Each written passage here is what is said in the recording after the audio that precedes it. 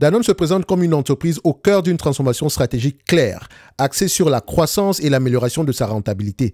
La stratégie Renew Danone vise à générer une progression stable du chiffre d'affaires qui est estimé depuis le début de l'année 2025 à 3,5% et une expansion notable de la marge opérationnelle portée par la normalisation des réinvestissements et d'une discipline de coûts. Le succès de l'entreprise repose sur sa capacité à exploiter la forte notoriété de ses marques et ses positions de leader pour contrer les pressions inflationnistes. Cependant, l'exécution de cette stratégie et la sensibilité au prix dans certaines régions géographiques, bien sûr, constituent des points de vigilance pour la rentabilité future. Avant d'entrer au niveau d'analyse quantitative, abonnez-vous massivement au club Top Invest. Ceux qui sont dans le club présentement, dites-leur pourquoi est-ce qu'ils doivent s'abonner en date d'aujourd'hui. Attention, je dis ça, je ne dis rien du tout. Ne le faites pas parce que je vous force à le faire. Faites-le parce que vous pensez peut-être, faites-le parce que vous voulez passer un cap par rapport à votre processus d'analyse fondamentale. Bref, maintenant, on va dans le dur, enfin, comme moi je considère généralement comme étant la partie la plus facile, à savoir à analyser les chiffres. L'analyse fondamentale, les chiffres, c'est correct. Mais c'est surtout comprendre le raisonnement derrière les chiffres qui nous intéressent. Je vous ai donné des petits éléments quelques petites phrases ici pour vous aider à mieux comprendre ce qui s'est passé précédemment. Je rappelle ici que tout ce que j'ai mentionné précédemment, c'est basé sur la lecture des rapports financiers des cours de conférence call. OK? Parce qu'en fait, j'ai besoin de Danone pour faire une analyse sectorielle dans cette industrie. Parce que Danone fait partie des leaders, littéralement. C'est une compagnie mature. Oui, elle ne va pas se comporter comme du Nvidia, mais ce n'est pas ça qu'on lui demande de faire. Tout ce qu'on lui demande de faire, c'est du cracher du cash et de gérer les coûts d'exploitation.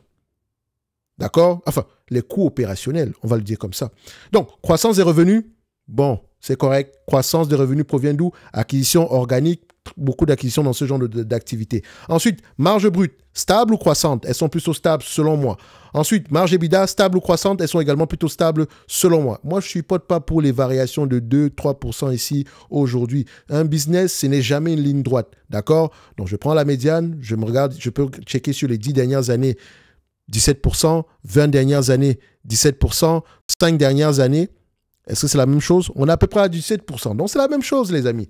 Donc, ensuite, on va regarder ici au niveau du net income et des free cash flow. Est-ce qu'on va dans le même sens? D'accord? Même graphique.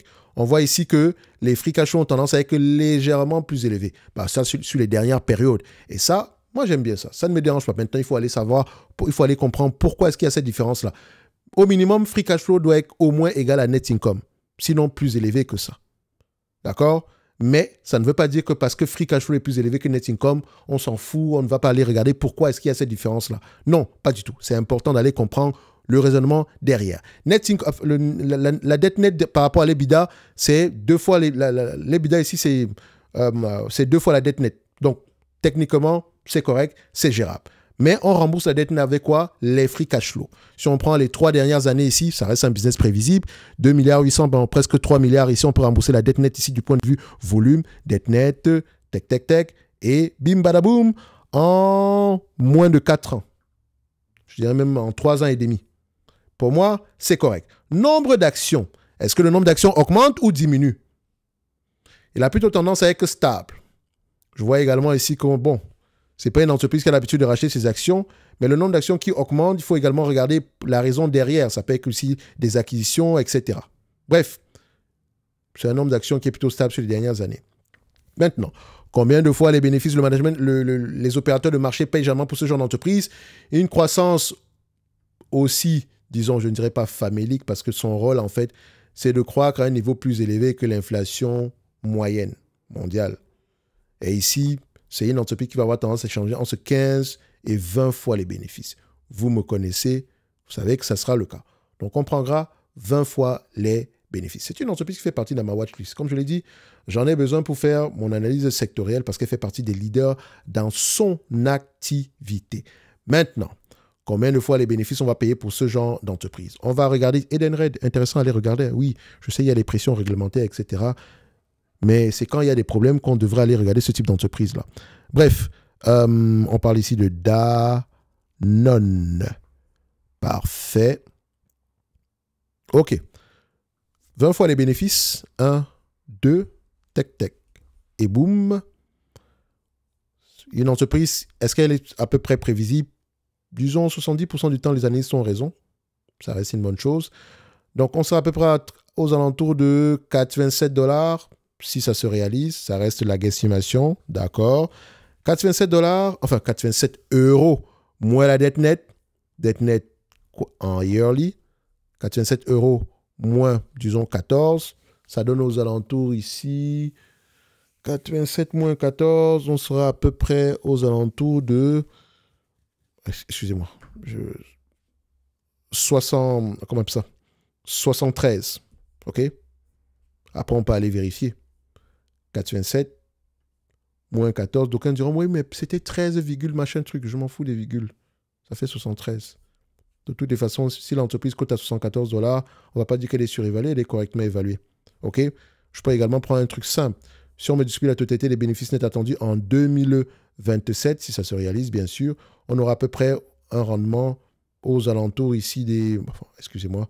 4,3 divisé par 74, un rendement aux alentours des 6%. OK? Aujourd'hui, je l'achète, le rendement est de 5%. Donc, je dirais que l'entreprise est correctement évaluée au prix actuel. Si je l'achète, il faut vraiment qu'on ait quelque chose d'extraordinaire en termes de croissance pour justifier le prix actuel. Après, moi, je ne sais pas, peut-être les opérateurs de marché vont s'emballer et payer 40 fois les bénéfices. Je n'en sais strictement rien du tout, mais cette compagnie, je ne l'achète pas à plus de 15 fois les bénéfices pour moi. Ça, c'est mon prix. Ça n'engage que moi. OK? Mais au prix actuel, cette compagnie-là, je la mettrai aux alentours ici des 60... Enfin, on avait dit quoi? 73, c'est ça? Ouais, c'est ça. 73, donc 87, oui, c'est ça. 73 € l'action dans la watchlist. Et je rappelle que vous pouvez avoir accès à la watchlist dans le service Top Premium Infinity qui va réouvrir au mois de novembre 2025. Mais ceux qui sont abonnés dans le club présentement peuvent déjà y accéder en date d'aujourd'hui. Je n'en dis pas plus. Et ce n'est même pas juste ça. Parce qu'en début de vidéo, je vous ai dit, allez-y présentement voir. Il y a quelque chose que je vous ai mis là à l'intérieur pour vous permettre de gagner du temps. Vous pourrez tester cet élément-là jusqu'au mois d'octobre. OK? Donc, ne me croyez pas sur parole, allez vérifier, ça coûte 0 $ dans tous les cas de figure. Donc, on va mettre ici, c'est Consumer Staple. Donc, tech, Danone. Valider, et voilà. La dernière fois, on était à 65 €. Et là, on monte à combien? 73 €. Et je mets la date d'aujourd'hui. Bim, bada, boum. Et nous, on se donne rendez-vous sur la prochaine vidéo. Un like, un abonnement, un commentaire. Ça fait toujours plaisir. Et comme d'habitude, ceux qui ont du Danone en dessous des 50 €, laissez-moi savoir en commentaire également comment est-ce que vous vous sentez. Sans oublier, est-ce que ça fait du bien d'avoir une plus-value et d'avoir un rendement sur coût très élevé par rapport à vos coûts d'acquisition sur une entreprise pareille. Merci. Au revoir.